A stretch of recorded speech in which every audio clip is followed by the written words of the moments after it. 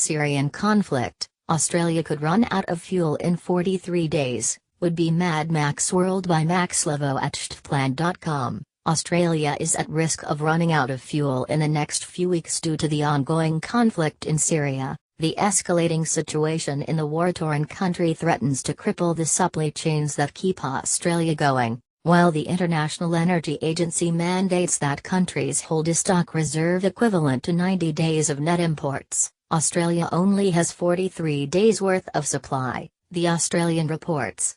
And that could be cut down even further if a global crisis threatens supply channels from places like the Middle East. Low oil reserves and an overdependence on imports is what's driving Australia's fuel concerns. Defence Strategy and Capability at the Australian Strategic Policy Institute senior analyst Drive, Malcolm Davis says Australia's fuel reserves would last 20 days at best if supplies were cut off, news.com.au reports. Australia is one of the few countries in the world that does not take our energy security seriously, said Dr. Davis. It would be a Mad Max world. Our society and our economy would begin to fall apart very quickly. Because everything depends on fuel to make an economy run, it is very serious.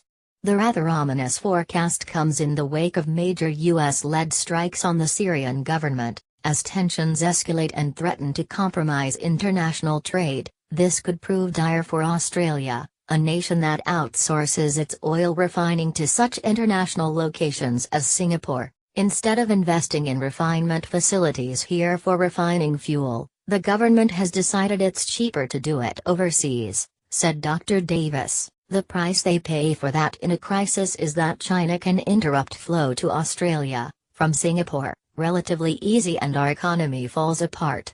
According to the Daily Mail UK, Liberal Senator and former Major General in the Australian Army Jim Molan agrees that we, Australia, stand in real trouble.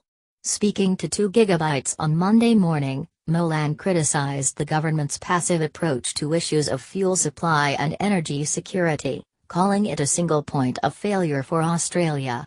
The way that we seem to get around this is that we buy credits overseas, which ignores the entire problem, Nolan said. Those credits say that if things go wrong we can buy from overseas, but hang on, our supply lines of communication by ship are likely to be either threatened or because of insurers nothing will come to us at all. Moreover, a chronic shortage of petrol, diesel, and aviation fuel could render the Australian military immobile. And in these times where rhetoric and tensions over a war are high, that could prove disastrous for the country. By Max Levo at shtplan.com. God bless.